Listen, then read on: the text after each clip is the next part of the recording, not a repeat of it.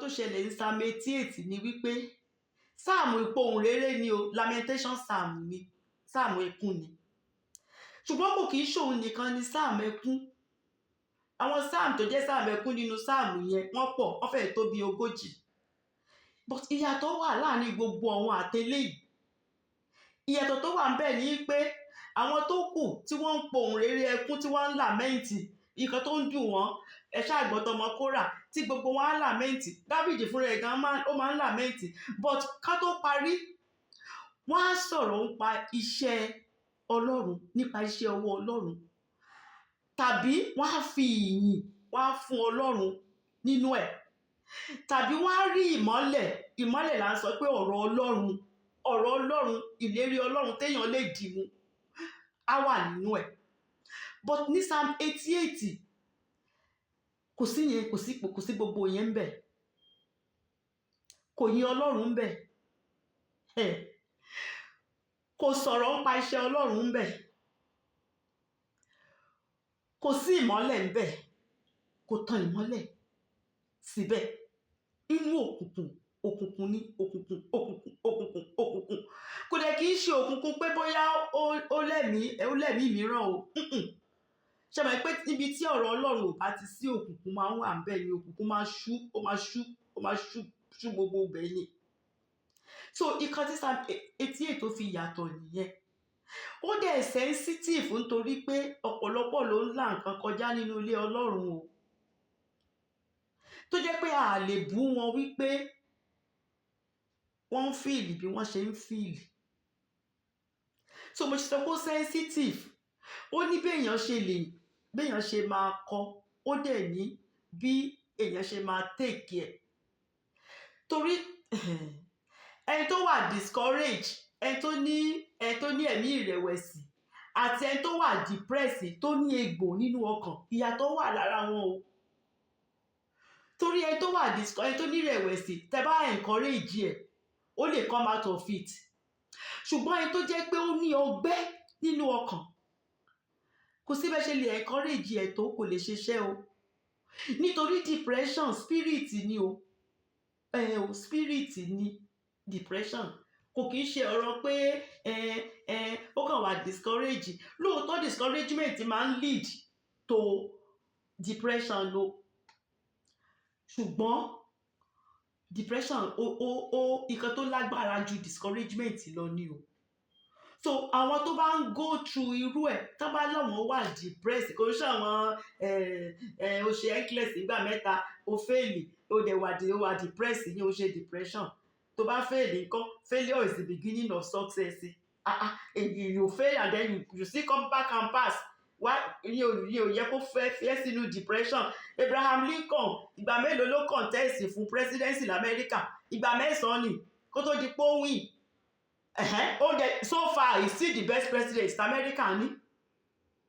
Tábà tún bí o tún fẹ́ contest ni a ní yẹn kí ló dé? A ní anytime tóun bá ti fail níbẹ̀ yẹn, the next one ó ti ń súnmọ́ ni, òun súnmọ́ ni ọjọ́ kan náà òun á débẹ̀, òun súnmọ́ ni ó dẹ̀ kúkú débẹ̀. Gba tó dẹ̀ débẹ̀ till today he's still the best president America ní, Abraham Lincoln. So iye ó ṣe depression, but depression tá à ń sọ ni pé kò sówó lọ́wọ́ ẹ wà depressed, iye kan. Money can be found, you can find money tó bá ready àti ṣiṣẹ́, but àwọn tó jẹ́ pé wọ́n really ní ọgbẹ́ ọkàn, it takes the grace of God. Ọlọ́run nìkan ló lè mú wọn jáde nínú ẹ̀ o. Bẹ́ẹ̀ tẹ́ bá tiẹ̀ cast spirit, torí spirit ni, tẹ́ bá cast wòlíì Àìsáyà sọ pé spirit ni, tẹ́ bá tiẹ̀ cast spirit yẹn tẹ́ cast ẹ̀ kúrò, nígbà tí wọ́n bá fi nǹkan kan tán fi fíìlì ibẹ̀ tí kò sí ìmọ́lẹ̀ tó máa fíìlì ibẹ̀, spirit yẹn tún padà bọ̀. Ìfàǹgbà tó bá ń padà bọ̀ ó máa tún lọ mú àwọn mìíràn tí wọ́n á jọ wá ni, nítorí pé ibẹ̀ ti clean, àyè ti gbà wọ́n. Òun lè ṣe máa ń rí sí doctor máa ń change oògùn wọn all the time, máa increase oògùn wọn, máa increase oògùn wọn ni. So depression yàtọ̀ sí ìrẹ̀wẹ̀sì o, they are two different things. That's why psalm 88 is very sensitive o. Ẹ má bínú òyìnbó díẹ̀ lè wà ní ọ̀rọ̀ mi lénìí o. Isaiah 61 verse 3. Isaiah 61 gbogbo wa tá bá ní Bible wa jẹ́ ká ṣí o Isaiah 61 verse 3 wòlíì Isaiah ló ń sọ̀rọ̀ ńbẹ̀ ó sọ wípé ó ní láti yàn fún àwọn tí ń ṣọ̀fọ̀ fún Síónì àwọn tó ń ṣọ̀fọ̀ ló ń sọ nípa rẹ̀ o ó ní láti fi ọ̀ṣọ́ fún wọn nípò eérú torí eérú òun ni wọ́n fi bóra o wòlíì Àìsáyà sọ pé ká fi ọ̀ṣọ́ fún wọn nípò eérú ó ní ká wá fi òróró ayọ̀ nípò ọ̀fọ̀ torí ẹni tó wá bá wa dìpẹ́sì ayọ̀ ò sí ń bẹ̀ o tẹ́ bá ka Psalm 88 ẹni pé kò sáyọ̀ ń bẹ̀ rárá ayọ̀ jìnnà sí Psalm 88 èyí tẹ́ bá ti ka ẹni pé kò sí nǹkan kan tó jẹ́ ayọ̀ ẹ̀dẹ̀ wá pé ibi tí ò bá ti sáyọ̀ kò sí kankan téèyàn lè rí mú láti kànga ìgbàlà so kò sáyọ̀ ń bẹ̀ rárá so wòlíì Àìsáyà sọ pé ká fi òróró ayọ̀ fún wọn nípò ọ̀fọ̀ ó wá sọ pé aṣọ ìyìn nípò ẹ̀mí ìbànújẹ́ yẹn gangan là ń pè ní depression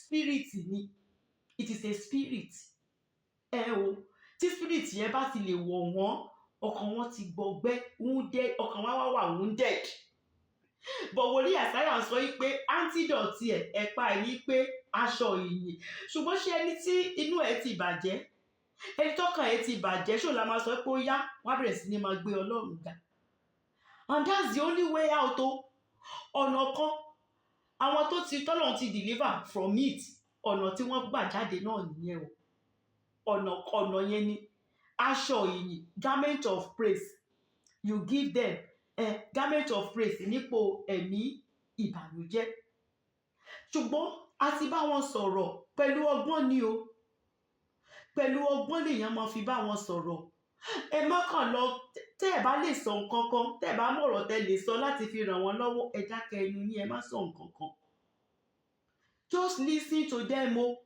torí wọ́n á lament yẹn wọ́n á lament wọ́n á ṣàmà ṣàròyé yẹn ni just aláwọ̀ wọn ẹ jẹ́ ká sọ tinú wọn bó ṣe ń dùn wọ́n sí ẹ jẹ́ ká sọ tẹ́ ẹ bá ti ní nǹkan kan tó da tẹ́ fẹ́ bá wọn sọ ẹ ṣàrọ̀ra fi wọ́n sílẹ̀ but ẹ bá mọ̀ pé ẹ ní ọ̀rọ̀ tẹ́ lè fi encourage wọn ẹ má blame ẹ má sọ pé kí ló dé ń ṣe ẹ gan ṣé wọ́n lè máa kọ́kọ́ wà depressed ni kí ló ti ẹ fa depression fún ẹ o ṣáà lówó o ṣáà bímọ kí ló dé ẹ má ṣe bẹ́ẹ̀ o ẹ jọ̀ọ́ tẹ́ bá ń ṣe bẹ́ẹ̀ ẹ̀yin ẹ tún fi kún wàhálà wọn ni o torí tó bá ti wà bẹ́ẹ̀ ikú nìkan ló ń ronú ẹ̀ o wọn ní sọ́sìta o but ikú nìkan kò sí nǹkan tó ń rò ju ikú lọ pé táwọn bá kọ̀ wọ́n á lọ sí ni gbogbo kan tó máa ń ronú wọn nìyẹn o so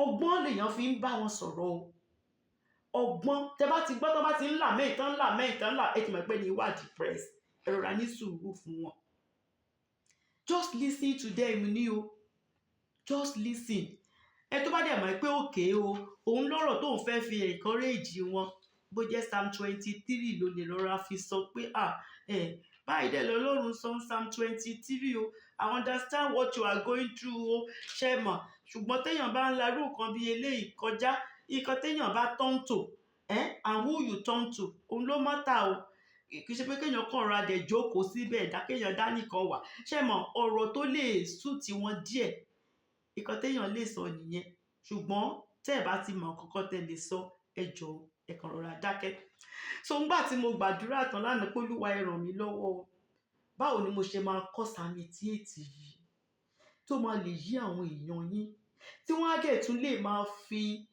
máa encourage àwọn èèyàn mìíràn torí depression yìí ti pọ̀ ń ta gan o ọmọ kékeré ẹ máa rí one doctor's office wọ́n ti wà depressed ọmọ 15 years old kí ló sì ṣe ń bo ló ṣe bàdé ó ti wà depressed wọ́n ti ń fún ní antidepressant medicine ó pọ̀ ń ta even nínú church ẹ bá sọ pé ní Sunday pé ó ẹ̀yin tẹ́ wà depressed yẹn jáde you be surprised iye àwọn tó máa jáde ẹsẹ̀ kò lápá ló ń jẹ́ bẹ́ẹ̀ kí n má sọ pé ọwọ́ kò lápá méjèèjì kò lẹ́sẹ̀ méjèèjì tẹ́ bá rí ẹ má pọ̀ lọ́rùn kú iṣẹ́ so ó sọ pé nígbà tóun máa fi gbọ́n ó ní pé ọkàn òun gbọgbẹ́ inú òun korò kò sí nǹkan tó lè sọ fún àwọn parents ẹ̀ Christian ni wọ́n o wọ́n wàásù fún o wọ́n gbé báíbù fún kó máa kà ó bọ̀ tó nínú òun ò dùn sí ọlọ́run rárá. Nígbà tó ọlọ́run bá dá gbogbo èèyàn tó rí bọ́ ṣe rí yìí, kí ló dé tọ́lọ́run lọ dá òun bẹ́ẹ̀ yẹn? Tóun bá ní pé kóun jọ lọ báwọn ọmọdé ṣeré, wọ́n á búlì òun. Ṣé mọ ọmọdé? Wọ́n á bú òun, kò sẹ́ni tó fẹ́ bá òun ṣeré bóun ṣe rí yẹn. Tá bá rí tó bá ń bọ̀, wọ́n á máa rẹ́rìn. Ó lóun ti wá rò nínú ọkàn òun pé tóun bá ti pé 10 years old, òun á para òun.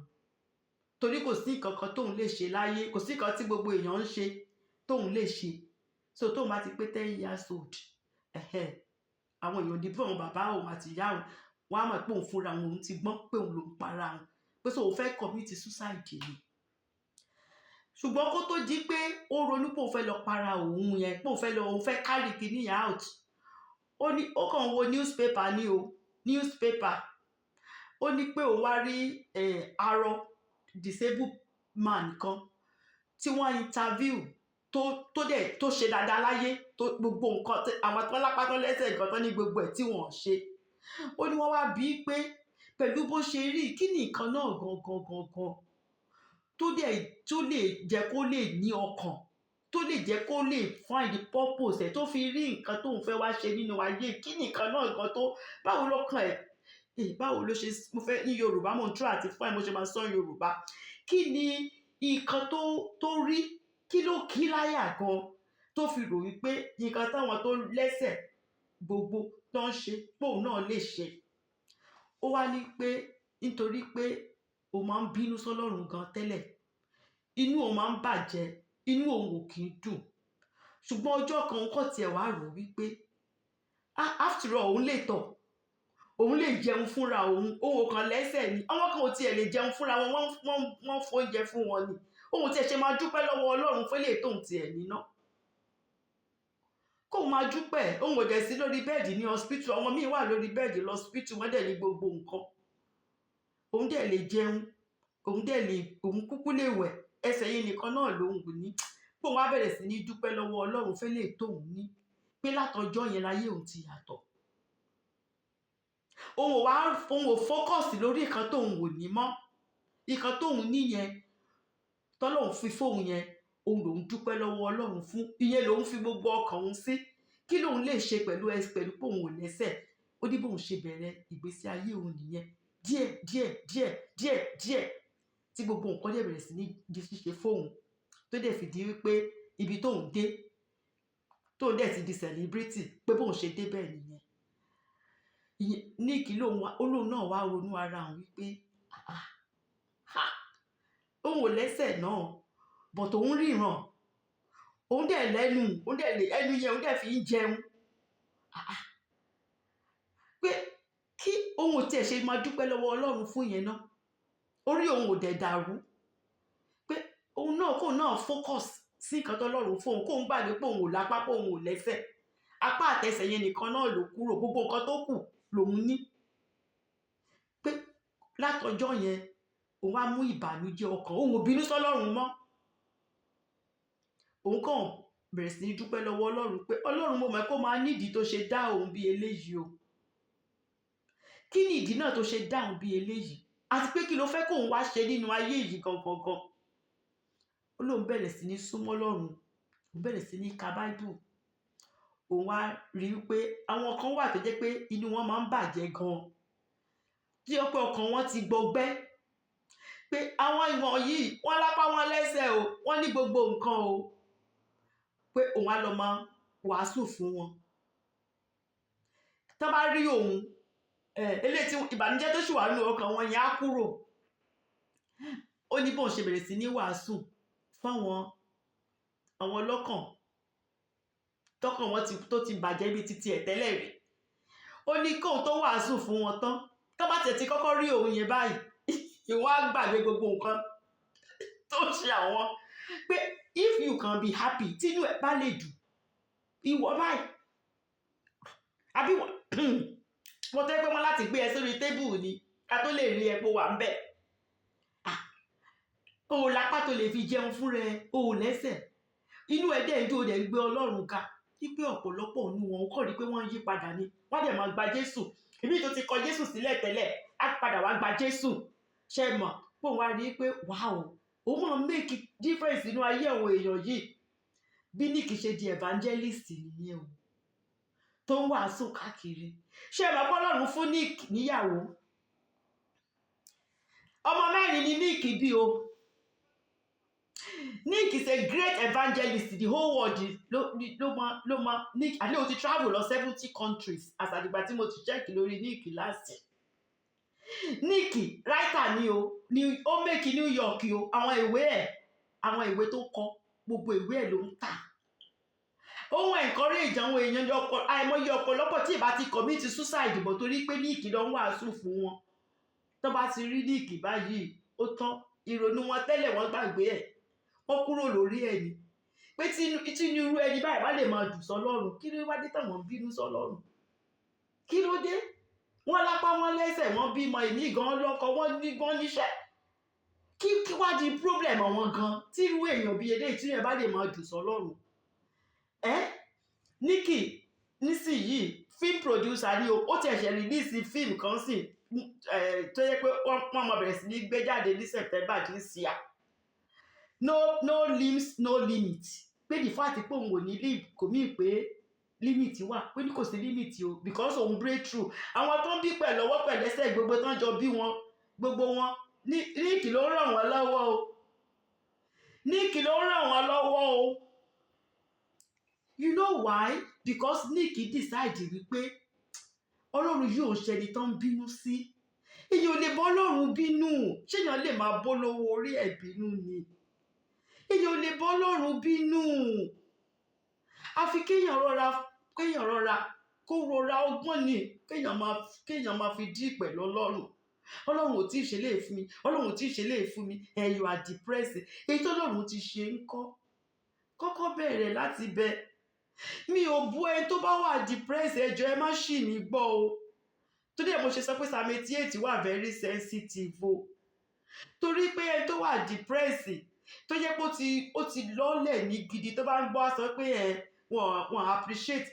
I appreciate o. A mọ̀ wípé ẹ̀yin náà kò wù yín kẹ́ wà nírú ibi tẹ́ wọ̀ nírú ipò bẹ́ẹ̀ o. A mọ̀ o. Ṣùgbọ́n Jésù mú ìhìn rere wá ni. Jésù fúnra ẹ̀ gan ó go through gbogbo ẹ̀ ńgbà tó wà ń bí o. Jésù Kristi tó jẹ́ ọmọ Ọlọ́run fúnra ẹ̀ ńgbà tó wà ń bí. Ó máa go through rejection, wọ́n máa reject ẹ. Àwọn èèyàn ẹ máa sọ pé àwọn ò gbà á. Nínú àwọn ọmọ ẹ̀yìn ẹ̀ wọ́n máa betray Jésù. Ńgbà tó dórí igi àgbélébù gan Ọlọ́run bàbá ẹ̀ tó ránṣẹ́ gan máa gbójú kúrò lára Jésù. Jésù Kristi náà go through gbogbo nǹkan wọ̀nyí. Torí ẹ̀ ló ṣe wá kó lè mọ nǹkan táwa náà ń là kọjá. Ó dẹ̀ ṣèlérí fún wa, ó lóun ò ní fi wá sílẹ̀. Títí ayé ló ṣèlérí o. Kò sọ pé bóyá lẹ́ẹ̀kan. Ó ní títí tá máa fi fojú rí òun nínú ògo ni ó lóun ò ní fi wá sílẹ̀. Nítorí ó mọ nǹkan tá à ń là kọjá, téèyàn ń là kọjá nínú ayé. Ẹ jọ̀ọ́ ẹni tó bá wà depressed tó wà láàrin wa lórúkọ Jésù Kristi, mọ́mí Jásán yà á kásì spirit yẹn kúrò, spirit yẹn á lọ. Ṣùgbọ́n nígbà tó bá lọ téèyàn bá fi ìmọ́lẹ̀ ọ̀rọ̀ Ọlọ́run kó fi dí gbogbo ibẹ̀, spirit yẹn á tún padà so ẹ tó bá wà torí ẹ tó bá wà nínú depression, nínú òkùnkùn bíríbírí ni o. Ọ̀nà àbáyọ nìkan ni ìmọ́lẹ̀ Ọlọ́run o. Ọ̀rọ̀ Ọlọ́run sì ni ìmọ́lẹ̀ náà o. Torí ọ̀rọ̀ Ọlọ́run, the entrance of his word ni o. Ó máa ń fi ìmọ́lẹ̀, àtọ̀ sí òkùnkùn. Ọ̀rọ̀ Ọlọ́run ó máa ń tan ìmọ́lẹ̀ sí òkùnkùn ni. Tí ó bá jẹ́ torí àkókò wa, mo lè fún wa lóríṣiríṣi testimony. Àwọn tó ti fẹ́ lọ para wọn, àwọn tó ti rò pé kò sí nǹkan kan tó kù mọ́, tọ́lọ́run tí wọ́n á dẹ̀ rí ẹ tó máa lọ wàásù fún wọn, tọ́lọ́run á dẹ̀ yí gbogbo nǹkan padà. It is not over until God says it's over o. Àfi tọ́lọ́run bá sọ pé it's over nìkan ni o. Ṣùgbọ́n tó bá ń bọ́ Ọlọ́run bínú kò sí ọ̀nà àbáyọ jáde. Kò sí, èèyàn ò lè bọ́ Ọlọ́run bínú. It's okay to lament o. Ẹ lè sọ bó ṣe ń dùn yín bó ṣe rí. It's okay. you can lament bẹ́ẹ̀ ṣe ẹ lè sọ pé àṣìṣà yìí ò mọ bẹ́ẹ̀ ṣe ń fìlì ní lóòótọ́ mi ò mọ̀ torí mi ò sí ń bẹ̀ ṣe mọ̀ ẹ̀yin tẹ́ wà ń bẹ̀ lẹ mọ bó ṣe rí ṣùgbọ́n Ọlọ́run kan wà tó jẹ́ pé olówó gbọgbọrọ ni ó dẹ̀ máa ń yọ ọmọ rẹ̀ kúrò nínú òfin ayé ọwọ́ ẹ̀ his outstretched arm everlasting arm ni o kò síbi kápá yẹn ògùn dé tó bá dẹ̀ ti nà báyìí á lè mú yàn láti ìsàlẹ̀ á dẹ̀ mú wá sókè irú Ọlọ́run tá à ń sìn nìyẹn ẹ̀kọ́ tí mo fẹ́ sọ nìyẹn mi ò sọ pé bẹ́ẹ̀ ṣe wà pé kò yé mi rárá o mi sọ bẹ́ẹ̀ ṣùgbọ́n ẹ má bọ́ Ọlọ́run bínú ẹ má direct anger yín sọ́lọ́run Ọlọ́run yìí náà nìkan náà ló lè gbà yan kò sẹ́ni tó tún lè gbà yan lẹ́yìn Ọlọ́run yìí o ẹ máa rántí story Nick tí mo sọ tẹ́ ẹ báyìí tí ìgbọ́n pa Nick rí ẹ lọ sórí YouTube ẹ kàn táìpù NICK Nick àbí kẹ táìpù ọkùnrin tí ò lápá tí ò lẹ́sẹ̀ ẹyẹ tí ẹ gbọ́ ìwàásù ẹ lẹ́ẹ̀kan gbogbo nǹkan tó ṣùgbà lọ́kàn yìí tẹ̀sí gbé àwọn kan tó ṣe heavy gbogbo yẹn tó wúwo yẹn ó máa disappear ni ó máa kúrò ní tẹ́ bá gbọ́ tí Nick bá wàásù and Nick is a happy man inú ẹ̀ ń dùn bẹ́ẹ̀ ló ń tọ́ káàkiri inú mọ́tò gbogbo mọ́tò tó ń rà àti máa fọ àwọn èèyàn á máa bá àwọn èèyàn gan jí rẹ́ẹ̀rì inú mọ́tò á gba adíkọ́ wá gíláàsì ẹ̀ lọ́lẹ̀ àní ṣé wọ́n rí òun ní Nick are you happy I'm happy o ṣé ẹ mọ̀ láti máa bá àwọn èèyàn ṣeré he's full of joy nǹkan tọ́lọ́run wá ránṣẹ́ láti wá ṣe inú ayé ó dẹ̀ fùfú ilẹ̀ ó fùfú ilẹ̀ àìmọye sóò tó ti jèrè fọlọ́run àìmọye ọkọ̀ tó ti fẹ́ lọ ronú para wọn tó jẹ́ pé nítorí ọ̀rọ̀ Nick wọ́n ṣe yí padà so ẹ má jẹ́ kí depression ẹ̀mí burúkú ni ẹ jọ̀ọ́ ẹ̀mí burúkú ni ẹ má jẹ́ kí ó ràn yín lọ síbi tí Ọlọ́run ò ràn yín nǹkan tó dẹ̀ wá burú jù ń pa depression ni wípé tán bá tún kú tán bá sọ pé wọ́n fẹ́ kú because Ọlọ́run kọ́ ló sọ pé kán kú nígbà yẹn tán bá tún kú wọ́n máa tún make heaven unfortunately ẹ máa rí Psalm 88 lẹ́ni pé ọkùnrin yẹn kò rántí pé téèyàn bá tún kú pé ìyè ṣì wà kò rántí mọ́ ibi tí depression máa ń gbé àwọn tó wà depressed lọ nìyẹn o wọn ò ní rí nǹkan kan tó dá ń pa Ọlọ́run mọ́ nothing good about God nothing good about the promises of God wọn ò ní rí mọ́ ṣùgbọ́n Ọlọ́run yìí Ọlọ́run dáradára ni o Ọlọ́run dáradára lọ́lọ́run o ẹ jọ̀ọ́ it doesn't matter what you are going through God is a good God please don't forget that ẹ má gbàgbé Ọlọ́run dáradára lọ́lọ́run ó mọ ìbẹ̀rẹ̀ láti òpin ó dẹ̀ mọ òpin láti ìbẹ̀rẹ̀ kò dẹ̀ sí nǹkan tí Ọlọ́run yìí tí kò lè yí padà o ọba tí ò yí padà fún rẹ̀ ni ṣùgbọ́n ó máa ń yí nǹkan padà the unchanging changer ni he can change anything ṣẹ́mà in a moment in a day God can just turn things around ṣùgbọ́n tá a bá ti lè lọ sọ̀rọ̀ ètí nínú Ọlọ́run kí ló tún wá kù kò sí Ọlọ́run á ràn wá lọ́wọ́ lórúkọ Jésù so Psalm 88 yìí àwọn ọmọ Kórà Psalm àwọn ọmọ Kórà ni o but àwọn kọ́ ló kọ but àwọn ni ó ní Psalm yẹn ẹni tó kọ Psalm yìí Heman lórúkọ ẹ̀ jẹ́ kò ṣe Haman ti Esther o Heman lórúkọ ẹni tó kọ Psalm 88 yìí Heman ló ń jẹ́ kí ló fi kọ Psalm 88 ó ń la àwọn nǹkan tó sọ wípé ó pọ̀ ju agbára òun lọ àwọn nǹkan tó ń là kọjá nìyẹn he was full of trouble ó kún fún ìdààmú ayé ẹ̀ kún fún ìpọ́njú àwọn nǹkan méje ló sọ ní Psalm 88 pé òun là kọjá ẹ tó bá dẹ̀ rí àwọn nǹkan tó ń là kọjá ẹ mọ̀ pé lóòótọ́ ó ń là nǹkan kọjá ṣùgbọ́n àwòrán tó rí fúnra rẹ̀ nìyẹn o kò kì í ṣàwòrán tọ́lọ́run rí fún ni o nǹkan tí mo fẹ́ kẹ́ mọ̀ nìyẹn o torí as a man thinketh in his heart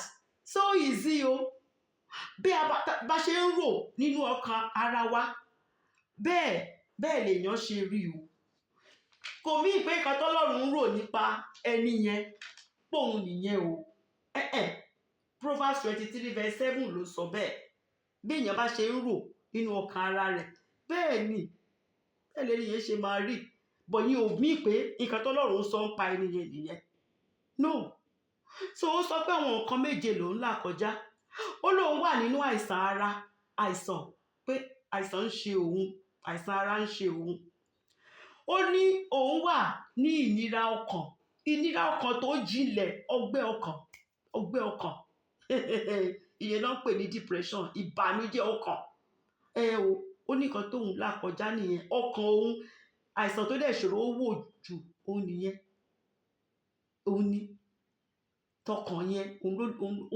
ló ṣòro ó wò jù tára dókítà àti ẹ̀sìn try ṣùgbọ́n ṣe rí ti ọkàn yẹn ó lágbára tán bá fún wọn ní the highest antidepressant tó wá tẹ́ wá ní kò sí kankan tán fẹ́ fún wọn mọ́ doctor wa ní unfortunately we have given you the highest kò tó sí kankan tó kù mọ́ òun ló le jù ṣe mọ̀ kò ní ṣe wá lórúkọ Jésù so ìkejì nìyẹn ìkẹta ó ní wípé òun fúnra òun mọ̀ pé Ọlọ́run ti kọ òun sílẹ̀ Ọlọ́run ò ní kọ̀ wá sílẹ̀ lórúkọ Jésù o kéèyàn fúnra ẹ̀ sọ wípé òun ti rí àmì òun ti rí lára òun mọ̀ pé Ọlọ́run kọ òun sílẹ̀ òun mọ̀ because Ọlọ́run ò bá kọ òun sílẹ̀ báwo ló ṣe máa rí bẹ́ẹ̀ yẹn bí ọ̀rọ̀ níìkì ní nǹkan tó ń rò tẹ́lẹ̀ rí yẹn kó tó di pé òun yí padà ṣe mọ̀ ó lóun mọ̀ pé Ọlọ́run kọ òun sílẹ̀ ni wáyé tí tóun ṣe rí bẹ́ẹ̀ táwọn tó kù ò ṣe rí bẹ́ẹ̀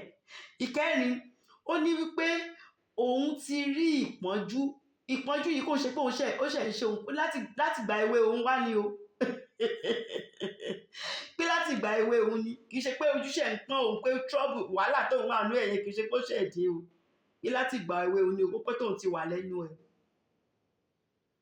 ó pẹ́ lóun ti wà lẹ́nu ẹ̀ irú níìkì tán bí pẹ̀lú kàtàní níìkì ṣẹ̀ tán fi bí bẹ́ẹ̀ ṣe mọ̀ òun ló ṣe ń bínú sọ́lọ́run tẹ́lẹ̀ kó tó di pé níìkì yí padà so ẹni yìí sọ pé ìpọ́njú tóun wà nú ẹ̀ yìí kì í ṣe pé ó ṣẹ̀ dé o láti ìgbà tóun ti wà lọ́mọdé lòun ti ń la ìpọ́njú kọjá o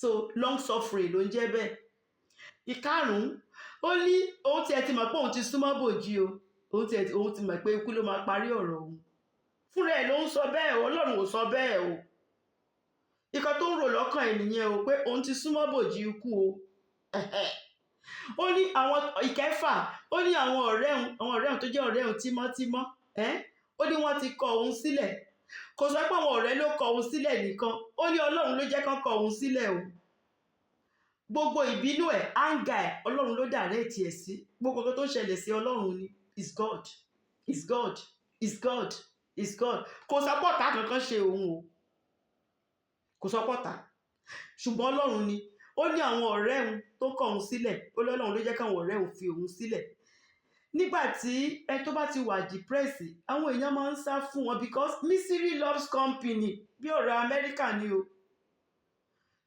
mi ìdẹ̀ wá mọ Yorùbá misery loves company o ẹ tí inú ẹ̀ ò dùn ó máa ń koran èèyàn mìíràn ni tẹ́ bá dọ̀dọ̀ ẹ̀ báyìí tẹ́ bá fẹ́ rẹ́rìn á ní what is good about the day ṣe mọ̀ ajẹ́kẹ̀yìn fúnra afẹ́kẹ́ tí wà nípò tó ń wà yẹn so àwọn èèyàn máa ń avoid wọn díẹ̀díẹ̀ táwa ti rí pé wọ́n ti wà depressed gidi bẹ́ẹ̀ wọ́n ní kúkú mọ̀ nǹkan tá a máa sọ ń sìn tó máa bínú èmi ò dẹ̀ fẹ́ I want to be happy o mi ìfẹ́ kan tó tí ò ní jẹ́ kí inú mi dùn lẹ́nu so you try to avoid it àwọn èèyàn máa avoid ẹ̀ tó bá ti rí wà down torí kò sí nǹkan tẹ́ lè ṣe tẹ́ lè fi please wọn kò sí nǹkan tẹ́ lè sọ they are so down so bọ̀ tó sọ pé Ọlọ́run ló jẹ́ káwọn ọ̀rẹ́ òun kan fóun sílẹ̀ ìkeje ni pé loneliness ó lóun lonely onìkan ló ń dá wà ó ní òkùnkùn lọ̀rẹ́ òun òkùnkùn oníjọ̀rẹ́ fún wa lórúkọ Jésù ó lóun àtòkùnkùn làwọn wá jọ̀rẹ́ o níbo wá lọ̀rọ̀ Ọlọ́run wá ó ní wọ́n ṣe sọ pé kò sí láìtì kankan ní Psalm 88 pé kò lu ọ̀rọ̀ Ọlọ́run kankan kò sí láìtì torí tí ìmọ́lẹ̀ tí ibì kan bá ṣókùnkùn tá a bá tanná sí kí ló máa ń ṣẹlẹ̀ òkùnkùn máa ń pòórá ni bọ̀ tó ní ohun àtòkùnkùn làwọn jọ jẹ́ ọ̀rẹ́ o ó làwọn nìkan làwọn jọ wà nínú yàrá òkùnkùn ní bẹ́ẹ̀ sọ̀rẹ́ òun that is not a place that anybody wants to be. Kò ṣe ibi tí èèyàn fẹ́ wà nìyẹn. Àwọn kan tó sọ pé ó ṣe òun nìyẹn, ṣe rí pé ó lágbára lóòótọ́. Ṣùgbọ́n ìbéèrè kan tó ṣáà ní ni wípé kí ló dé Ọlọ́run tó ṣe kọ òun sílẹ̀? Why? Kí ló dé? Gbogbo ìbéèrè ni o, gbogbo nǹkan títí ẹ̀. Ìbéèrè ni àwọn lamentation psalm tó kù, at least àwọn yẹn lè sọ wípé Ọlọ́run ìwọ tó kọ wọ́n sílẹ̀, àwọn ọmọ ìpò tún lè gbà wọ́n padà, lóòótọ́ kọ wọ́n sílẹ̀ ṣùgbọ́n tún ìpọ̀tẹ́lẹ̀ yìí why ló ń bi Ọlọ́run. Kí ló dé? Kí ló dé? Ṣé òkú lè yìn ẹ́ lógo? Ṣé àwọn tó wà lábẹ́ ilẹ̀ ṣé wọ́n mọ̀ pé ó ṣeṣẹ́ ìyanu? Ṣé gbogbo nǹkan question why? Gbogbo ìbínú ẹ̀ sọ́lọ́run ni, kò bínú sẹ́lòmíràn o, kò bínú sọ́ta, gbogbo ìbínú rẹ̀ sí Ọlọ́run ni.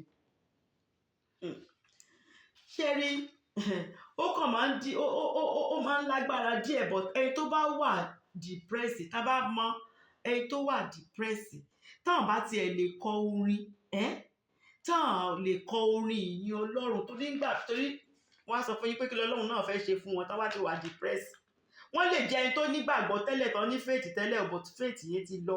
Torí tí spirit yẹn bá ti lè wọnú ọkàn wọn, faith, depression àti faith wọn dúró papọ̀. Bí ẹ̀mí ìbẹ̀rù ni, ẹ̀mí ìbẹ̀rù àti ẹ̀mí ìgbàgbọ́ wọn kì í dúró papọ̀, ìkan máa kúrò fún kan ni. Bẹ́ẹ̀ ni ẹ̀mí ìbànújẹ́ ọkàn yẹn, depression yẹn bẹ́ẹ̀ ló ṣe rí. Tí spirit yẹn bá ti gbé wọn wọ̀, ó máa ń lé ẹ̀mí ìgbàgbọ́, máa ń lé kúrò ni, kò sí faith bẹ́ẹ̀ mọ́ rárá. But antidote ẹ̀ bí ọ̀rọ̀ prophet Isaiah, ó ní orin ìyìn Ọlọ́run.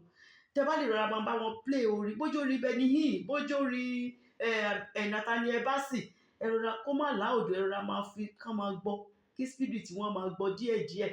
Tó bá ti ń gbọ́ spirit burúkú yẹn kò lè gbọ́ praise, spirit depression yẹn kò lè stand the praise. Tí n bá rí pé bóyá ìkọ̀kan ṣe pé inú mi ò fẹ́ tí máa ní irọ́. You are the longing of my heart, desire of my life, oh, sweetness to my soul, Jesus my all in all, oh sweetness to my soul, Jesus my all in all. Before I know it, inú mi ti ń dùn, mo ti ń lọ bí tèmi nìyẹn, mo tún ti gbàgbé. Just praise God. Kò lè stand díẹ̀, ẹ̀mí yẹn ò lè stand díẹ̀ rárá, kò lè stand díẹ̀. So antidote ẹ̀ òun nìyẹn. So ẹ jẹ́ ká ka Psalm 88. Inú wa ò ní bàjẹ́ lórúkọ Jésù o. Sáàmù yẹn lágbára o, tá bá ń kà mí fẹ́ kí inú ẹnikẹ́ni bàjẹ́ o, torí ẹ̀ mo ṣe gbogbo àròyé kò ń ṣàròyé teaching, torí ẹ̀ mo ṣe kọ́kọ́ ṣe sọ àwọn nǹkan tí mo sọ yẹn, so that mi fẹ́ ká ṣe tán kéèyàn mi lọ jókòó pé òun gan irọ́ o, ìyẹn ò kì í ṣèpín wa lórúkọ Jésù o. Ṣé ti gbọ́? Inú gbogbo wa máa dùn kalẹ́ ni, ayọ̀ wa máa kalẹ́ lórúkọ Jésù ni. Ọmọ Ọlọ́run ni wá, Ọlọ́run tá a dẹ̀ ń sìn, bàbá dáradára ni, bàbá tí ò lè jẹ́ kí ìyà jẹ ọmọ rẹ̀ ni, Ọlọ́run tá à ń sìn. Ẹ jẹ́ ká dìyẹn mú. So àdúrà nígbà ìpọ́njú, oní Psalm 88 verse 1 ló sọ wípé Olúwa, verse kan péré tó ti sọ̀rọ̀ tó ṣe sọ́lọ́run nìyẹn. Ó ní Olúwa Ọlọ́run ìgbàlà mi. Ó mọ̀ ìpọ́ Ọlọ́run ló máa ń gbà yàn là. Ó mọ̀, kì í ṣe pé kò mọ̀, but nǹkan tó ń sọ ni pé Ọlọ́run ìgbàlà mi ni ẹ́, ṣùgbọ́n ò gba òun sílẹ̀. Lóòótọ́ Ọlọ́run ìgbàlà ni ẹ́, but ò gba òun sílẹ̀. Ibi tó ń lọ nìyẹn. Ó ní Olúwa Ọlọ́run ìgbàlà mi. Ó ní èmi kígbe lọ́sàn-án àti lóru níwájú rẹ̀. Ṣé bí a sọ pé ta bá ń gbàdúrà consistently, wípé Ọlọ́run máa ń gbọ́. Problem tó wà, ìṣòro tó wà nínú àdúrà títí ẹ̀ ni wípé kò sáyọ̀ ń bẹ́ẹ̀. Àdúrà tí ò bá láyọ̀ nú kò lọ bí kankan. It is with joy that we draw from the well of salvation. Ibi tí ò bá ti sáyọ̀ Ọlọ́run ò kì í sí ń bẹ́ẹ̀. So ó lóun gbàdúrà, ó ní èmi ń kígbe lọ́sàn-án àti lóru níwájú rẹ̀. Ní verse 2, ó ní jẹ́ kí àdúrà mi kí ó wá sí iwájú rẹ̀. Dẹ etí rẹ sílẹ̀ sí igbe mi. Mo ń kígbe Ọlọ́run. Mo ń kígbe, dẹ etí rẹ sílẹ̀ sí igbe mi. Lóòótọ́ òun kígbe, òun gbàdúrà. Ṣùgbọ́n Ọlọ́run tó ń gbàdúrà sí gangan inú ẹ̀ ò dùn sọ́lọ́run náà gan pàápàá. He was already offended in God. kò dé sí nǹkan tó burú tó kéèyàn wà offended in God o. Nǹkan tó máa ṣẹlẹ̀ tó máa jẹ́ kéèyàn wà offended in God kò máa ní ṣẹlẹ̀ sí wa lórúkọ Jésù o. Ẹ má wà offended in God o. Nǹkan tó kó bá John the Baptist nìyẹn o. Jésù ṣé wọ ni àbí ìwọ kọ́? Tó bá jẹ́ wọ ni nínú ẹ̀wọ̀n tó ń fòun sí yìí, ó yẹ kó ti wá tú òun kalẹ̀ síbẹ̀. Ṣé ká tún máa wá Jésù míì ni? John the Baptist tó jẹ́ pé òun gangan ló ṣì rèbọmi fún Jésù ló wá sọ pé ṣé ìwọ ni àbí ìwọ kọ́? Ìyẹn ni pé ṣé ó dà pé ò lágbára ló ń jẹ́ bẹ́ẹ̀, ò lágbára láti gbà òun sílẹ̀ ló ń jẹ́ bẹ́ẹ̀. Nǹkan tó ń pè ní ọ̀fẹ́ǹsì nìyẹn. Nígbà tí Jésù dẹ̀ gbọ́ yẹn, Jésù ò tiẹ̀ dá sí o. Jésù ni ẹ lọ sọ fún ṣé rí pé iṣẹ́ ìyanu ni mò ń ṣe lọ́wọ́, ẹ lọ sọ fún pé mò ń ṣe iṣẹ́ ìyanu. Nítorí John the Baptist mọ̀ nǹkan tó yẹ kó ṣe, ó lè pe náà sọ̀kalẹ̀, ṣùgbọ́n kò ṣe yẹn. Ọlọ́run ló ń direct Jésù ló direct anger ẹ̀ sí. So nǹkan tẹ́ni yìí sọ ṣe nìyẹn. Ó ní jẹ́ kádùúrà mi kó wá síwájú rẹ, dẹ etí rẹ sílẹ̀ sí igbe mi, mò ń ké igbe. I'm crying, Olúwa, I'm crying. Mo fẹ́ kó gbọ́ àdúrà tí mò ń gbà yìí. Ní verse 3 ó ní nítorí tí ọkàn òun kún fún ìpọ́njú. Ṣẹ́rí ìdí tọ́lọ́run máa ṣe ń wò náà nìyẹn o. Ó rí ọkàn òun ó kún fún ìpọ́njú, ọkàn òun kún fún ìbànújẹ́ ló ń jẹ́ bẹ́ẹ̀. Ọkàn òun ti gbọgbẹ́, ọkàn òun ti wà wounded nítorí pé àwọn kan tó yẹ kọ́lọ́run ti ṣe láti gba ìwé wọn lọ́run ò tètè ṣe wọ́n. So he's already wounded, his soul is already wounded. Problem ẹ̀ nìyẹn o. Ó nítorí tí ọkàn òun ti kún, kò ṣe pé bóyá oníbànújẹ́ ọkàn, ó lọ́kàn òun ti kún. So ó ti ń ka gbogbo nǹkan tọ́lọ́run ti ń ṣe, ó ti kà wọ́n, ọkàn ẹ̀ ti wá kún. Ṣé èèyàn lè mọ Ọlọ́run ni? Ó ní nítorí tí ọkàn òun ti kún fún ìpọ́njú, ọkàn òun ti kún fún ìbànújẹ́. Ó lóun dẹ̀ ti súnmọ́ ìsà òkú o. Òun ti mọ̀ pé ìsà òkú ló máa parí ọ̀rọ̀ òun. Òun fúnra ẹ̀ ló ń dárò nǹkan bẹ́ẹ̀ o. Ó ń gbàdúrà sọ́lọ́run, ó fẹ́ kọ́lọ́run gbọ́, ó dẹ̀ fẹ́ kọ́lọ́run gbà ẹ́. Ó dẹ̀ ń sọ wípé ó ti súnmọ́ ìsà òkú. Pé ìbànújẹ́ ti kúnnú ọkàn rẹ, ó dẹ̀ ti súnmọ́ ìsà òkú. Ní verse 4 ó wá sọ wípé wọ́n ti ka òun pẹ̀lú àwọn tó sọ̀kalẹ̀ lọ sí ihò, pé òun fẹ́ kó mọ̀ ní Ọlọ́run. I'm just telling you for your information. Wọ́n ti ka òun pẹ̀lú àwọn tó ń lọ sínú ihò. Àwọn èèyàn ti mọ̀ pé eléyìí ó ń lọ, eléyìí máa kú. Ó lóun dàbí ọkùnrin tí kò ní ipá, torí ó lóun dàbí ẹni tí ò lágbára kankan rárá. Because tí èèyàn bá ti dérú level yẹn kò kí ń ságbára kankan, because agbára yẹn tó wà nínú ìpọ́njú, agbára Ọlọ́run ló nílò. Solomon sọ ní Proverbs 24 verse 10, ìwé òwe orí 24 ẹsẹ̀ 10. Solomon sọ pé bí ìwọ bá rẹ̀wẹ̀sì ní ọjọ́ ìpọ́njú, ó ní agbára rẹ kò tó nǹkan, agbára ẹni yẹn ti lọ nìyẹn. There is no strength mọ́ téèyàn bá ti lọ rẹ̀wẹ̀sì jù. When you are so discouraged, you are so down, agbára téèyàn máa lò láti fi ṣe pé kó wá ní ságbára yẹn ń bẹ̀ mọ́. So fún rẹ̀ ló ń sọ, lóun ti dàbí ọkùnrin tí kò ní agbára kankan, kò sí strength kankan mọ́, òun lágbára kankan mọ́, no strength. Ní verse 5 ó ní òun ti rí bí ẹni tí a kọ̀ sílẹ̀ láàrin àwọn òkú, tọ́ka abandon rẹ̀. Ó sì ń mí, o kò tí ì kú o. Ẹ gbọ́ bó ṣe ń describe ara ẹ̀ o. Ó ń ṣàlàyé ara rẹ̀ ni o. Ó lóun kàn níbi ẹni tó kàn gbé sáàrin àwọn òkú tó ti kú. Ó ní òun kàn níbi ẹni tó gbé sáàrin wọn, bọ̀ tó ṣì ń mí ìyè. Ó dẹ̀ sọ pé òun ti ṣe lè, òun ti rí bí ẹni tó kọ̀ sílẹ̀. Ta ló kọ̀ sílẹ̀? Ọlọ́run ló ń bá sọ̀rọ̀. Ó lóun ti rí bí ẹni tó kọ̀ sílẹ̀ láàrin àwọn òkú, bí àwọn ẹni pípa tí ó dùbúlẹ̀ nísà òkú, bí àwọn tó pa tó wà nísà òkú, tó kàn kó wọn síbi kan tá àmẹ́ tó mọ wá kó wọn, kó kàn ṣì wà ń bẹ̀ náà tí ò sẹ́ni tó rántí ẹ̀. Ó ní ẹni tí ìwọ kò rántí mọ́. Ṣẹgbọ́pọ̀ Ọlọ́run ló ń bá sọ̀rọ̀. Ó ní because tó bá yẹ pé Ọlọ́run rántí òun, òun ò lè wà nílùú position bẹ́ẹ̀ yẹn. Torí pé Ọlọ́run ò rántí òun ni ayé òun ṣe rí bẹ́ẹ̀ yẹn. Ó ní a sì ké wọn kúrò nípa ọwọ́ rẹ, ipe nípa ọwọ́ Ọlọ́run ni o. A máa fi ké òun kúrò nípa ọwọ́ Ọlọ́run ni.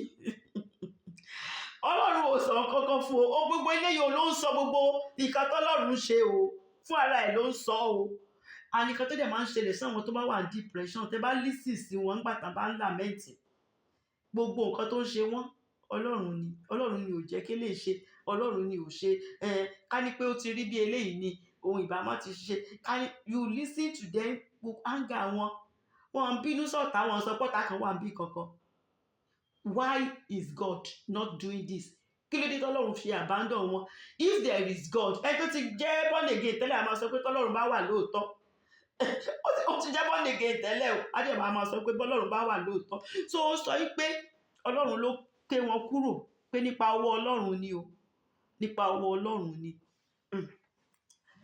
ní verse 8 verse 6 ó sọ wípé ìwọ ti fi òun sílẹ̀ níbi ìsàlẹ̀ ìyẹn ní ìsàlẹ̀ òkú ló ń sọ bẹ́ẹ̀ ó lọ́lọ́run ti fòun sílẹ̀ nísàlẹ̀ tó jì jùlọ níbi tó jì jùlọ lọ́lọ́run fòun sílẹ̀ sí nínú òkùnkùn tí kò sí ìmọ́lẹ̀ tí kò sí nǹkan kan ó níbẹ̀ lọ́lọ́run fi òun sí o nínú ọ̀gbun lọ́lọ́run gbé òun sí ó ní nínú ọ̀gbun lọ́lọ́run fi òun sí ní verse 7 ó wá sọ wípé ṣe rí pé gbogbo ìbínú ẹ̀ sọ́lọ́run ni kò sọ pọ́tà kankan wà níbí kankan verse 7 ó wá sọ wípé ó ní ìbínú rẹ ó ló lè mọ́ òun lára kíkankíkan pé ìbínú ọlọ́run ló lè mọ́ òun lára kíkankíkan o because kálọ́lọ́run ò bínú sóhun ni gbogbo nǹkan tóun là kọjá yẹn kò yẹ kóun là kọjá ìbínú ọlọ́run ló ń jẹ́ kóun jẹ gbogbo ìyà tóun jẹ yẹn ó ní ìwọ sì ti fi rírú omi rẹ gbogbo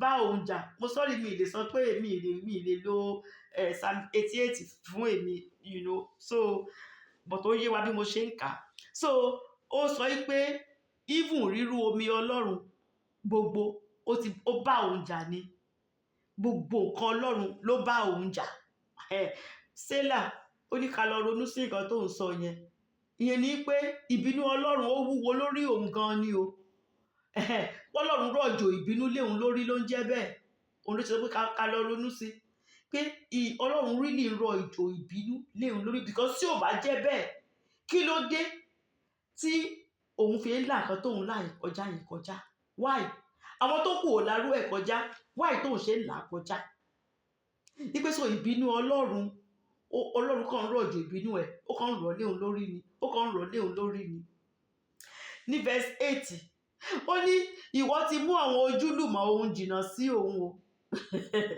àwọn ọ̀rẹ́ wọn àwọn tímọ́tímọ́ àwọn tó mọ òun ó ní ìwọ ọlọ́run ló jẹ́ kán jìnnà sí òun o ìwọ ní o àwọn ọ̀rẹ́ yẹn kò sí kankan tán ṣe tó rọ́ǹgì ọlọ́run ló jẹ́ káwọn ọ̀rẹ́ ẹ̀ wá bá is God ó ní ìwọ sì sọ ohun di ìríra sí wọn ìwọ ló sọ ohun di ẹni ìríra tó jẹ́ táwọn fẹ́ rí mọ́ o ó ní wọ́n tiẹ̀ wá sí òun mọ́ pàápàá ṣàṣẹ láti ilẹ̀kùn mọ́ ṣe mọ̀ kọ́ máa isolate ara wọn ni wọn kì í fẹ́ wà níbi téèyàn bá wà tán bá ti wà depressed kẹ́tẹ́ bá kọ́kọ́ fi mọ̀ pé èmi wà depressed nìyẹn wọn fẹ́ wà níbi téèyàn bá wà wọ́n ṣàfẹ́ máa dá nìkan wà ní wá tilẹ̀kùn mọ́ra wọn tiẹ̀ fẹ́ wọ́n máa ń jìnnà séèyàn ni so bọ̀ tó sọ pé ọlọ́run ló tilẹ̀kùn yẹn mọ́ òun fúnra ẹ̀kọ́ ọlọ́run ló tilẹ̀kùn yẹn mọ́ òun ó lóun ò dẹ̀ lè jáde àwọn bible scholar kan sọ pé àìsàn tó ń ṣe yẹn bóyá àìsàn tó jẹ́ pé àwọn èèyàn ò lè máa wò pé bóyá in those days bóyá leprosy ló ń ṣe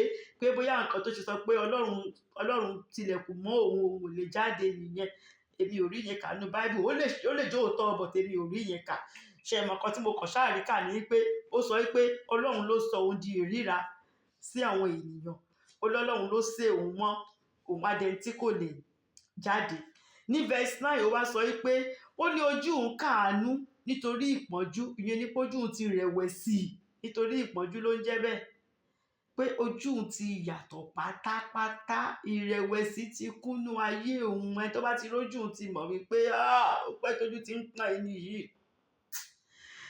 ó ní olúwa èmi ti ń pè ọ́ lójoojúmọ́ òun dẹ̀ ti ń pè ọ́ lójoojúmọ́ olúwa ó lóun dẹ̀ náwó sí ọ o ṣùgbọ́n Ọlọ́run ò náwó padà sí ló ń jẹ́ bẹ́ẹ̀ ṣùgbọ́n ó sọ pé òun náwó sọ́lọ́run ó ní ṣe rí pé tá máa ń lament tó yẹ kéèyàn farabalẹ̀ kéèyàn gbọ́ nǹkan tó ń sọ lóòótọ́ torí ẹni yìí sìn gbogbo nǹkan tó rí yìí as far as is concerned òótọ́ ni bó ṣe rí lára ẹ̀ òun ló ṣe ń sọ, bó dẹ̀ ṣe rò pó ṣe rí òun ló ṣe ń sọ, torí kò rò kan tọ́lọ́run ń rò lọ́kàn, kò rò kan tí èèyàn mìíràn ń lò, kò rò kan tọ́rọ̀ Ọlọ́run sọ lákòókò yìí mọ́.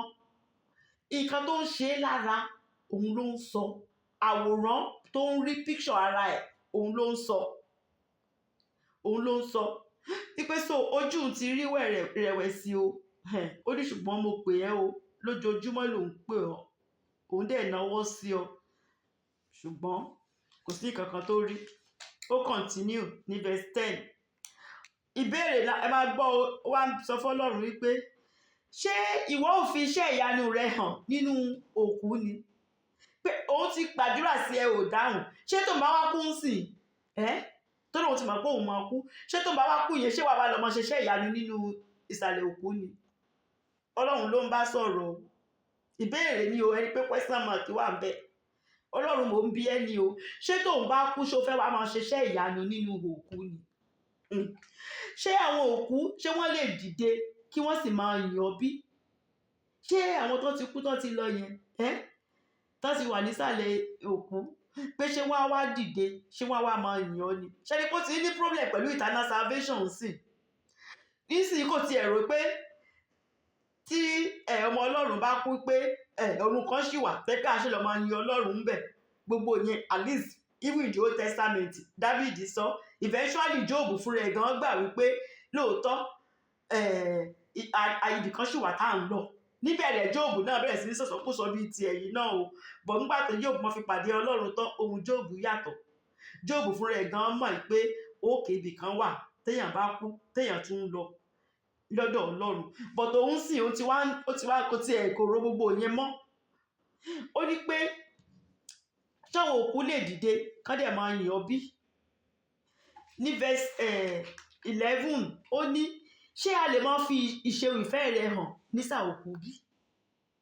Ọlọ́run mò ń bi ẹ́ ní ìbéèrè ni o ní kọ̀ọ̀kan, ṣé a lè lọ máa sọ̀rọ̀ ìfẹ́ Ọlọ́run nísàlẹ̀ ní òkú àwọn tó ti kú, kán máa sọ pé even though ó ti kú Ọlọ́run fẹ́ràn ẹ̀, ṣé wọ́n sì lè máa ṣerú ẹ̀ nínú òkú?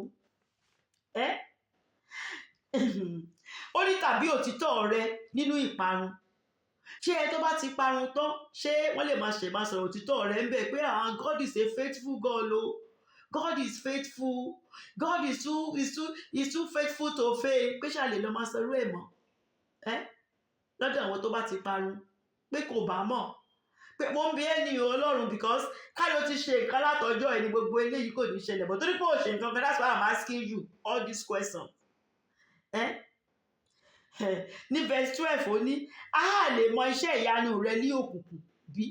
Ṣé nínú òkùnkùn ṣéèyàn lè rí iṣẹ́ ìyanu Ọlọ́run? Ṣé pé ṣé wọ́n wá máa rí iṣẹ́ ìyanu Ọlọ́run níbẹ̀? Àti òdodo rẹ ní ilẹ̀ ìgbàgbé. Ṣẹ́rí ó strat sọ pé téèyàn bá ti kú pé ìgbàgbé pé ó ti tán nìyẹn, pé that's it, kò tún síbi kankan téèyàn ń lọ. Ẹni pé ó ti lose faith ẹ̀, faith ni ò sí ń bẹ̀ mọ́.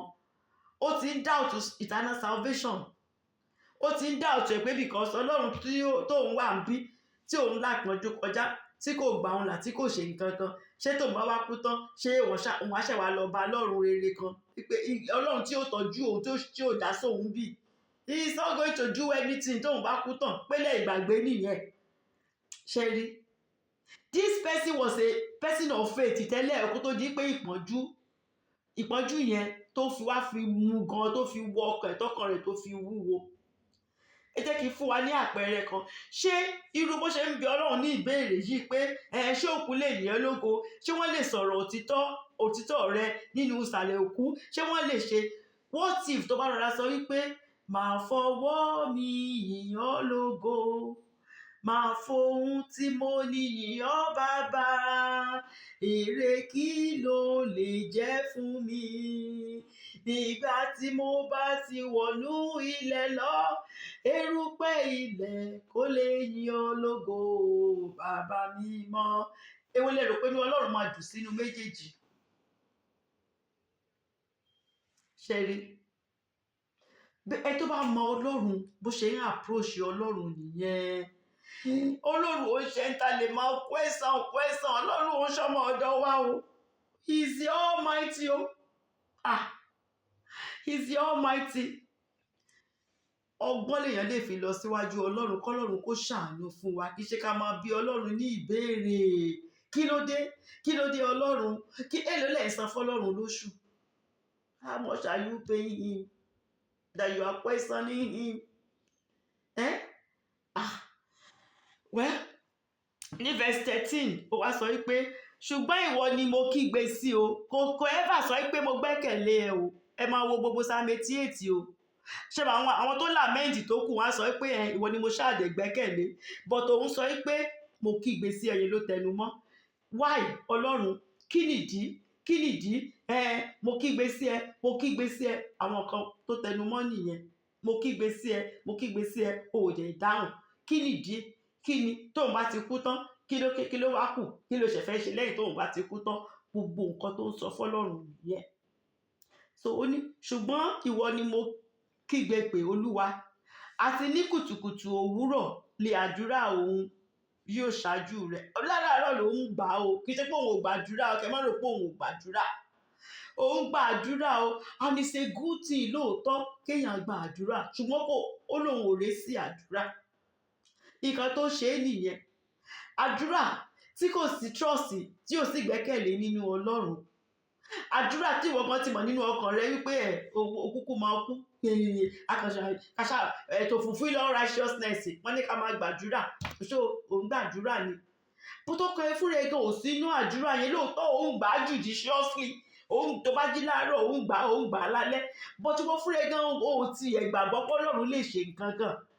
Torí ó ti mọ ibi tóun lọ, ó ti decide wípé okay, ó máa kú. Mo ti fi ìyàjọ ẹlọ́sìn, mo ti sọ fún wa lórí òkè yìí rí.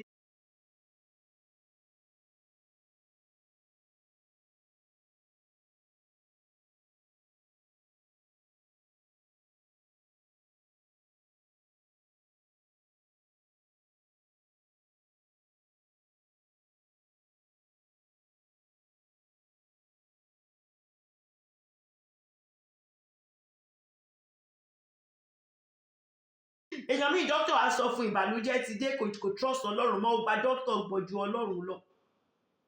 Ṣé mọ̀? Ọlọ́run ò dẹ̀ kì í fipá múyàn. Ó ní I put before you life and death. Fúnra ẹ mú kan. Eléyìí tó bá ti mú bẹ̀ ìsókè pẹ̀lú Ọlọ́run. Tó bá gbàgbọ́ pé Ọlọ́run máa gbà ọ́, máa yọ ọ́ kúrò, Ọlọ́run á kúkú yọ ọ́ kúrò. Bó tó bá gbàgbọ́ pé Ọlọ́run yìí kò sí kankan tó lè ṣe, dókítà ti sọ báyìí, dókítà ti sọ pé ó máa kú. Kò sí kankan tó Ọlọ́run lè ṣe ń pa ẹ́. Kò sí. So ní verse 14 ó ní Olúwa, èé ṣe tí ìwọ fi ṣe ṣá ọkàn òun tì náà. Ó tiẹ̀ wá, ó tún bi Ọlọ́run ni o. Kí ló dé gan-an tó fi ṣá ọkàn òun tì? Because ó fẹ́ kọ́lọ́run dáhùn gbogbo àwọn ìbéèrè wọ̀nyí ni o. Ṣé mọ̀ pé Jóòbù náà ṣerú ẹ̀? Jóòbù náà bi Ọlọ́run ní ìbéèrè kó tó di pé Jóòbù ṣẹ̀rí ní pàdé Ọlọ́run. Tí Jóòbù sọ pé ẹ má bínú sí ni, kátàkátà máa ní mò ń sọ. Ìyá ìmọ̀kan máa ní mo ṣe ń sọ gbogbo àwọn nǹkan tí mò ń sọ yẹn. So ẹni yìí náà ń bi Ọlọ́run ní pé kí ló dé náà tó fi ṣá ọkàn òun tì? Why? God is a good God, is a good father. He is good. Ọgbọ́n tá a máa fi la máa approach Ọlọ́run. Olúwa fi kọ́ wa lórúkọ Jésù o. Olúwa fi kọ́ wa lórúkọ Jésù. So verse 15 ó wá sọ wípé iṣẹ́ òun o. Ọlọ́run mo fẹ́ kó mọ̀ ní o pé òun wà afflicted. Tó bá jẹ́ pé o mọ̀ iṣẹ́ òun o. Iṣẹ́ òun. Ó ní òun dẹ̀ ti múra àti kú. Ṣé ni pé ó kàn ń gbàdúrà ni? Ó ti mọ̀ lọ́kàn ara ẹ̀ pé òun mọ̀, ó ti decide pé òun lọ, eléyìí tó ń ṣe ibi ti tó, but ó dẹ̀ ń gbàdúrà. So kí wá làdúrà tó wá ń gbà, kí ló wá dúró fún? Kí ló ń bi Ọlọ́run gangan? Aṣáàmọ̀ pé ó ń gbàdúrà láàárọ̀ àti lọ́sàn-án. Kí ni content àdúrà yẹn? Kí ló àdúrà wo ló ń gbà? Ṣé mọ̀? Ó ní iṣẹ́ òun o. Òun dẹ̀ ti múra àti kú. Ó ní láti ìgbà èwe òun wá ìpọ́njú yìí ló ti ń ṣe, kì í ṣe pé bóyá ó ṣe decide àti má dá sóhun. Ó ní láti ìgbà èwe òun ló ti dá sóhun. Ó ti keep record gbogbo àwọn nǹkan t'Ọlọ́run ṣe. Láti ìgbà èwe òun ni o. Lifetime pain ni, kì í ṣe pé bóyá pain ni, kì í ṣe pé ó ṣe bẹ̀rẹ̀. Láti ìgbà èwe òun ni o. Ó ní nígbà tí ẹ̀rù rẹ tó ń ba òun. Ṣé rí, lóòótọ́ ó dáa ká bẹ̀rù Ọlọ́run, ṣùgbọ́n ẹ̀rù tó dára wà, ẹ̀rù tí ò dẹ̀ dára wà. Ẹ̀rù tó dára ni wípé mi gbọ́dọ̀ ṣe nǹkan tí ò dáa. Ṣé mọ̀? Torí no, Ọlọ́run ò gbọ́dọ̀ mọ̀ pé irú nǹkan bẹ́ẹ̀ mi lè ṣe torí Ọlọ́run. Ṣé mọ̀? Good fear wà, bad fear wà. Ṣùgbọ́n bad fear ni wípé irú àwọn ọmọ tí Jésù tí wọ́n fún sí parable tí Jésù sọ, tí wọ́n fún ní kíní tálẹ́ǹtì, tán fún kan ní mẹ́ta, tán fún kan ní méjì, tán fún kan ní kan, tí ìkan yẹn sọ pé mo mọ̀ wípé èèyàn burúkú lọ̀gá mi. So tálẹ́ǹtì tẹ fóun olóra lọ fi pamọ́ sí nìkan ni o, torí ẹ láìka àti máa gbà ń bi tẹ́ ìgbì nǹkan sí. Ṣé mọ̀? Jésù sọ pé irú sáfàǹtì yẹn onísáfàǹtì burúkú ni, ó lọ́mọ ọ̀dọ̀ burúkú nìyẹn. Fíà tí ò dáa nìyẹn.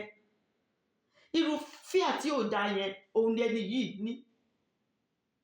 Fíà tí ò dáa nìyẹn. You know, this God bó ṣe rí nìyẹn. This God, ṣé mọ̀? Bó ṣe rí nìyẹn. This God, that is not a good fear. Good fear ló dáa. Good fear, ìbẹ̀rù tó dára láti ní sí Ọlọ́run, kò kí ń ṣe ìbẹ̀rù eléyìí tí ò dáa. So ní verse 16 wá sọ wípé ìfẹ́jú ìbínú rẹ kọjá lára òun. Ìyẹn ni pé ìbẹ̀rù rẹ wúwo lórí òun gan-an nìyẹn. Ìbẹ̀rù Ọlọ́run ó ló wúwo lórí òun gan o. Mo bẹ̀rù Ọlọ́run yìí gan o. Kì í ṣe pé òun ò bẹ̀rù Ọlọ́run o. Ìbẹ̀rù yẹn gan ó ló wúwo lórí òun. Torí ó pọ̀ jù fóun pàápàá. Ìbẹ̀rù Ọlọ́run yẹn gan tó nǹkan tó ń dá àìsàn sí òun lára. Bí ìbẹ̀rù Ọlọ́run ṣe rí kọ́ nìyẹn. Ìbẹ̀rù Ọlọ́run pé mi ní ṣe nǹkan tí ò tẹ́ Ọlọ́run lọ́rùn. Nǹkan tó bá tẹ́ Ọlọ́run lọ́rùn ò ní màá máa ṣe. Ìgbà tá a sọ pé bẹ̀rù Ọlọ́run nìyẹn. So ó sọ pé ìbẹ̀rù Ọlọ́run yẹn ń ṣe ló wúwo lórí òun. Ó ní ìbẹ̀rù rẹ ti ké òun kúrò, pé ìbẹ̀rù Ọlọ́run yẹn gangan olóṣọ òun di ẹni àìsàn, olókè òun kúrò, òun gangan ló mú òun kúrò lu ẹni tó yẹ kóun jẹ́. That is not a good fear. Fear tí ò dáa nìyẹn. Ní verse 17 ló wá sọ wípé wọ́n wá yí òun ká lé ọjọ́ gbogbo bí omi. Gbogbo ìbẹ̀rù Ọlọ́run tóun bẹ̀rù yẹn o, gbogbo àwọn nǹkan tó ṣẹlẹ̀ sí òun torí pé òun bẹ̀rù Ọlọ́run, ní gbogbo ẹ̀ wá yí òun ká bí omi. Wọ́n wá yí òun káàkiri tán pátápátá. Àwọn kan tó jẹ́ kó wá wà nínú àìsàn nìyẹn. Ìbẹ̀rù Ọlọ́run ò lè jẹ́ kéèyàn ṣàìsàn. Ìyẹn ò kì í ṣe ìbẹ̀rù tó dáa. Ìbẹ̀rù Ọlọ́run pé God is a wicked God ló ń jẹ́ bẹ́ẹ̀. God is not a wicked God. God is a good God. Téèyàn bá ti ẹ̀ṣẹ̀ sí gan, kò sí bẹ́ṣẹ̀ ṣe lè lágbára tó. Téèyàn bá ti rẹra ìkalẹ̀ tó dẹ̀ sọ pé Olúwa mi ò ní ṣe é mọ́. Aláàánú lọlọ́run. Ilẹ̀ àánú Ọlọ́run ò kì í ṣú. Ọlọ́run á dẹ̀ tún dáríjì ẹni yẹn. Ẹ wo bó ṣe máa ń pẹ́ kó tó mú àwọn ẹni ibi yìí. God is a good God. Kò ń ṣèbẹ̀rù pé Ọlọ́run yìí o. No, that's not a good fear. No. Ìbẹ̀rù tó dáa òun lọ́lọ́run oní Bible kọ́ wa. Kò ń ṣèbẹ̀rù tí ò dáa. Kò ń ṣèbẹ̀rù tó máa wúwo lórí èèyàn. Ìbẹ̀rù tó yẹ kó pọ̀ débi kó máa múyàn ṣàìsàn. Ìyẹn ò ń ṣèbẹ̀rù tó dáa. That is not a good fear. So ní verse 18 ló ti wá parí gbogbo ẹ̀. Ó ní olùfẹ́ àti ọ̀rẹ́ ni ìwọ mú jìnnà sí òun. Àwọn olùfẹ́ àwọn tó fẹ́ràn òun, àwọn tó jẹ́ ọ̀rẹ́ òun gidigidi, ìwọ Ọlọ́run ó mú wọn jìnnà sóhun o. Torí ìwọ ni, kò kí ń ṣe àwọn ọ̀rẹ́ òun ló sá. Ìwọ Ọlọ́run ló jẹ́ kí àwọn ọ̀rẹ́ òun, ó jẹ́ kí gbogbo wọn fi òun sílẹ̀. Ó ní àti àwọn ojúlùmọ̀ òun, gbogbo àwọn tóun fojú jọ gbogbo wọn. Ẹni tó bá jẹ́ best ọ̀rẹ́ ìsìn, tó bá jẹ́ ojúlùmọ̀ tí wọ́n bá jọ wà báyìí gangan papọ̀, ó ní òkùnkùn. Òun àtòkùnkùn wá lọ̀rẹ́. Ẹ rí i pé depression, worst part of depression nìyẹn. Ibi tí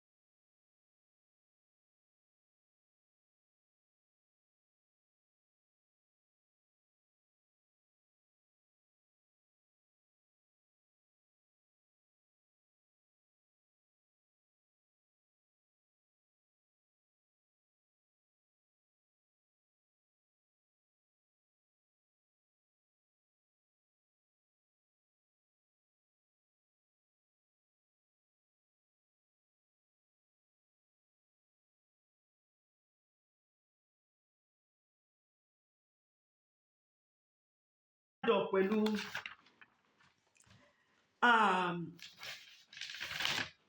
Matthew 11:28. Matthew 11:28. Jésù Kristi sọ wípé ẹ wá sọ́dọ̀ mi gbogbo ẹ̀yin tí ń ṣiṣẹ́ tí a sì di ẹrù wúwo lé lórí, èmi ó sì fi ìsinmi fún yín o. Jésù yìí nìkan ló lè fúnyàn ní ìsinmi o. Kò tún séèyàn mìíràn tó lè fúnyàn ní ìsinmi o. Ẹni tó bá promise pé òun máa fún yín ní ìsinmi, irọ́ ni o. Irọ́ ni o. Jésù Kristi yìí nínú rẹ̀ nìkan láti lè rí ìsinmi o. Torí òun lọmọ aládé àlàáfíà. Ṣùgbọ́n ẹni tí ò bá wà nínú Jésù, tẹ̀mí Ọlọ́run tí ò gbé nínú ẹ̀, torí Jésù ẹ̀mí ẹ̀ tó wà nínú èèyàn ló máa fi ń ṣiṣẹ́ nínú ayé èèyàn. So tẹ̀mí yẹn ò bá sí nínú ayé èèyàn, téèyàn bá kàn ń gbàdúrà tó ń ṣe gbogbo ẹ̀ kó lọ́bi kánkán, ẹ̀mí Jésù yẹn, ẹ̀mí Ọlọ́run gbọ́dọ̀ wà nínú èèyàn kí Ọlọ́run kó tó lè máa dín pẹ̀lẹ́ èèyàn. So ẹni tẹ̀mí Ọlọ́run ò bá tí ì sí nínú ẹ̀, àdúrà ẹyọ kan péré ló lè gbà: Olúwa ṣàánú fún mi, ẹlẹ́ṣẹ̀ ni mí. Ó tán. Àdúrà kan tó lè gbà tọ́lọ́run lè gbọ́ nìyẹn. Gbogbo àdúrà tó kù bó tiẹ̀ lọ gbààwẹ̀ 21 days kò lọ́bi kankan o. Àfi tí ẹ̀mí Ọlọ́run bá ti ń gbénú ẹ̀. Bó dẹ̀ ṣe máa ń gbénú èèyàn ní pé kéèyàn gba Jésù Kristi ní Olúwa àti olùgbàlà rẹ̀. Kéèyàn fi gbogbo nǹkan tó kù sílẹ̀. Kó sọ pé Olúwa, mo ṣetán láti tẹ̀lé ẹ. Mo fẹ́ ní ìsinmi fún ọkàn mi. Mo fẹ́ ní ìsinmi láyé, mo tún fẹ́ ní ìsinmi láyé tó ń bọ̀ yìí tó ń bọ̀. Torí kò parí síbí o. Tá bá pẹ́ tán bí 120 years lọ́lọ́run fún wa o. Ibi tá à ń lọ lẹ́yìn eléyìí kò ṣeé kà o. Million of years ni o, kò ṣeé kà o. Ìyẹn gangan ló yẹ kéèyàn máa lé o. Ìyẹn gangan ló yẹ kéèyàn máa lé. So tó bá fẹ́ gba Jésù Kristi sínú ayé rẹ̀, àbò ti gba Jésù Kristi tẹ́lẹ̀, ṣùgbọ́n nígbà tákòókò ìpọ́njú dé, ìwọ náà ti sọ nǹkan dójú ti Psalm 88 pàápàá. Ìwọ náà mọ̀ pé o tiẹ̀ trust Ọlọ́run mọ́. Ìgbẹ́kẹ̀lé rẹ kò sí nínú Ọlọ́run mọ́ pàápàá. You don't even trust God anymore. You don't even believe àwọn ọ̀rọ̀ Ọlọ́run pé you just leave them jàre. You don't even believe it anymore. Jesus is calling you today. Jésù ń pè ọ́, máa bọ̀. Wá gba Jésù Kristi yìí, tún wá gbà sínú ayé rẹ̀. Á tú ọkàn rẹ ṣe, á lé ẹ̀mí kẹ́mi tí ò ṣe títí á lé kúrò. Torí tí Jésù bá ti wà nínú èèyàn nǹkan mìíràn ò lè bá Jésù gbé. Nǹkan mìíràn ò lè bá Jésù gbé o. Tó bá fẹ́ gba Jésù sínú ayé rẹ̀, jẹ́ ká jọ gba àdúrà wípé Olúwa, mo máa ra mi gẹ́gẹ́ bí ẹlẹ́ṣẹ̀. Nítorí tèmi ló ṣe kú ikú oró lórí igi àgbélébùú.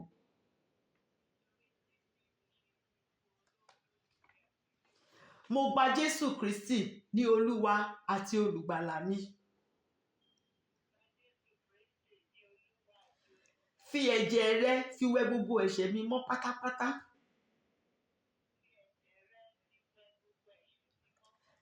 Mo gbàgbọ́ pé lóòótọ́ ló kú ló dẹ̀ jíǹde lọ́jọ́ kẹta.